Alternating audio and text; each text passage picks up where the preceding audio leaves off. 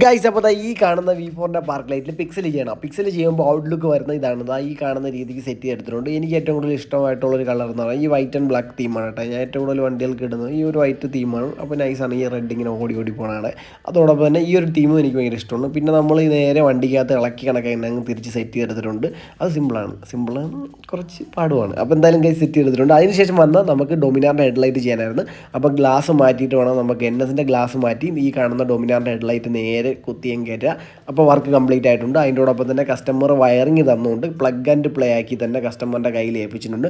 അപ്പോൾ ആ ഒരു വർക്ക് കംപ്ലീറ്റ് ചെയ്തതിന് ശേഷം നമുക്ക് പിന്നെ വന്നത് V3 തന്നെയായിരുന്നു. V3ക്ക് സിംഗിൾ ലൈനിൽ പിക്സൽ ചെയ്യാനായിരുന്നു കസ്റ്റമർ കൊണ്ടുവന്നത്. അപ്പോൾ നമ്മൾ നേരെ ഇളക്കി സെറ്റ് ചെയ്തെടുത്തപ്പോൾ ഈ ഒരു ലുക്കിലോട്ട് വന്നിട്ടുണ്ട്. ഔട്ട് ലുക്ക് ഇതാണ് വരുന്നത്. നിങ്ങൾക്ക് ഇതുപോലുള്ള പിക്സൽ വർക്ക് ഉണ്ടെങ്കിൽ എന്തെങ്കിലുമൊക്കെ വർക്കുകളൊക്കെ ഉണ്ടെങ്കിൽ നിങ്ങൾക്ക് കൊണ്ടുവരാം. നമ്മൾ ഒരു ദിവസം ഓരോ വണ്ടിയൊക്കെ വെച്ചാണ് നമ്മൾ ചെയ്യുന്നത്. അപ്പോൾ എന്തായാലും വെച്ചാൽ വരെ എന്തെങ്കിലും വർക്കുകളൊക്കെ ഉണ്ടെങ്കിൽ ജസ്റ്റ് കോൺടാക്ട് ചെയ്യുക. അതോടൊപ്പം തന്നെ നമ്മൾ FC വേർഷൻ 2നും ഒരെണ്ണം ചെയ്തിട്ടുണ്ടായിരുന്നു. അപ്പോൾ ഇതാണ് ലുക്കും കാര്യങ്ങളും വരുന്നത്. അപ്പം പവറാക്കാം.